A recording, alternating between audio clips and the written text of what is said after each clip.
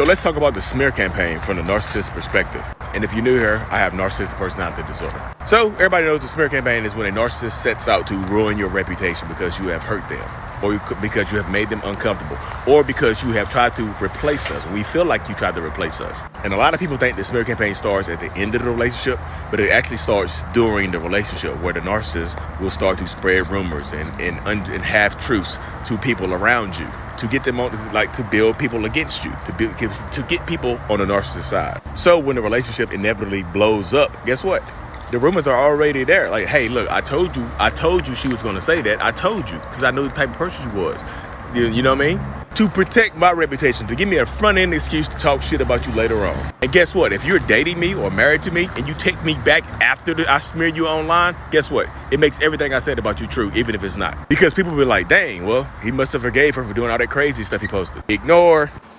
What is going on, beautiful people? Welcome to another episode of A Narcissist Explains. I am self-aware diagnosed narcissist Lee Hammock, and I use my platform to raise awareness for narcissistic personality disorder, get more people into therapy, and validate the victims and survivors of said disorder.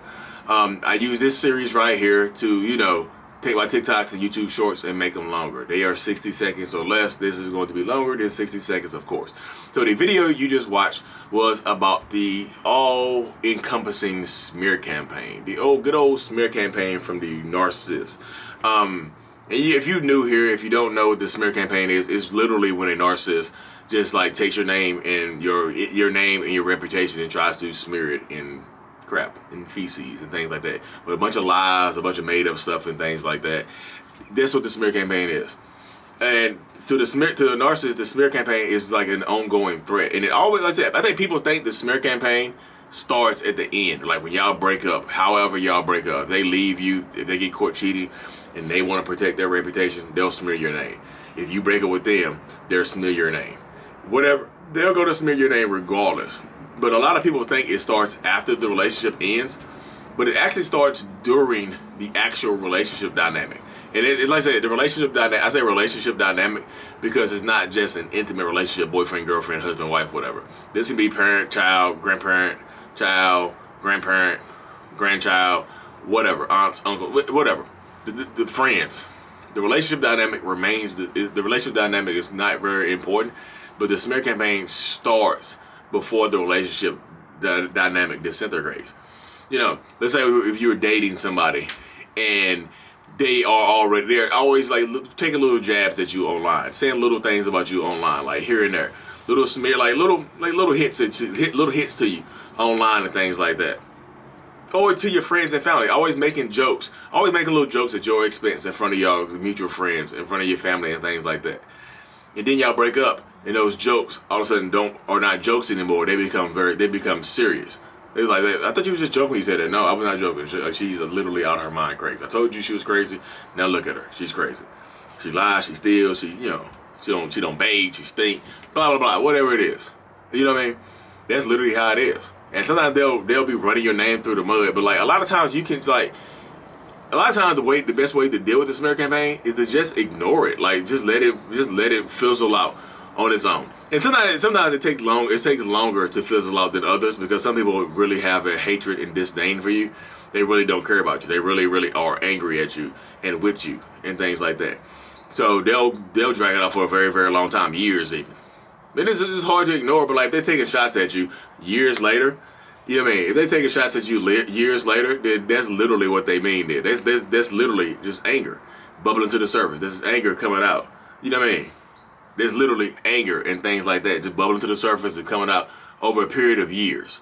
So I hope that, I know it's a trying process, but a lot of times you can just ignore it because most people see through it. It's like, bro, y'all been broke up for 4 years, you still talking with this girl? That's kind of lame. You know what I mean? That's kind of sorry. That's kind of terrible. And sometimes, like, I've done a video on this before. Sometimes the smear campaign can be used to suck you back into the relationship, because if you don't just ignore it and you reach out to the person that's smearing you, they're going to want to have a sit down with you, because they'll keep smearing you until you reach out to them, until you talk to them. Then you have a sit down with them and they'll suck you back into a relationship, suck you back into a friendship, or back into your parent will suck you back into their life and things like that. So you gotta watch out for the smear campaign as well. And this is another point I'm gonna touch on too. A lot of people who are a lot of survivors and things like that, think that they are scared to tell their stories, tell the truth about what happened, because it looks like they are running a smear campaign. Telling your story is not a smear campaign. Telling your story is just telling the truth about what happened. It's telling as long as it's the truth, then telling your story is like not the smear campaign. Telling your story is the truth. It's just literally telling your story. It's verbalizing your story. It's writing your story down. It's putting your story on video or whatever. However you want to get your story out there. That's not a smear campaign. Smear campaign is a bunch of falsities. There might be a little truth sprinkled into there, but it's a bunch of falsities set up to ruin your image. Telling the truth about somebody is not ruining their image. It's literally telling the truth about them so the world can see them for who they really are. Or your friend group can see them for who they really are, because everything's not going to go viral. You know, everybody in the world is not going to always see your story and see your situation and things like that. So I tell people all the time, like, the smear campaign it's really childish, though. It really can be childish, and the smear campaign might not even be posted online. Sometimes it can be just directly to you. It can be just directly to you in a bunch of emails and text messages and things like that. You know, just centered on hurting your feelings. Like sometimes, like even this morning, I hear somebody talking to somebody this morning on Instagram. Somebody was sending me messages on Instagram about their situation with their husband or their wife or whatever. I mean, they're not their husband or wife. Their boyfriend that had broke up with them and was trying to get back with them. And it started off as good, but then she wasn't responding like he wanted to. So he immediately started taking shots at her, like, you're not a good person. You're a terrible person. You did this and this and this. And she was like, yeah, I never did that. That's what he was doing to me. Now he's trying to put it on to me, make it seem like I'm the bad person here. It's like, so he's smearing you to yourself. He's trying to gaslight you with a smear campaign to you, directly to you. I want to say, don't respond to that stuff. You know what I mean? Literally, you really, really can't. Like, if you respond to it, if you acknowledge it and you get into an argument, they want your your reactions are your power when you are dealing with a narcissist. They just are. Controlling your reactions is the most powerful thing you can do when dealing with a narcissist. Other than calling the police and getting them arrested and stuff like that, if it comes to that point. But controlling your reactions is, is tantamount to, controlling to taking the power away from a narcissist. Because if they're putting a whole bunch of BS to you about you online, if you just block them and continue living your life the way you live your life, that bothers them and that diffuses them because they know they can't get to you.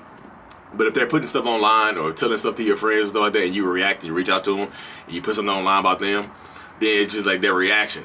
Now it's back and forth. Now it's just not one person going crazy. Now it's two people going back and forth. Now it look like an argument online. Now it look like some scorned lovers going back and forth. Some toxic people going back and forth. You can't tell who's toxic and who's not toxic. You know what I mean? They will say your reactions are your power. So stay strong, stay empowered, and keep this strength. But anyways, y'all, thank y'all for tuning in to another episode. I really, truly appreciate y'all. Like and subscribe for more. Because as much as I learn from you, as much as y'all learn from me, I learn even more from you. Thank you. I'm out.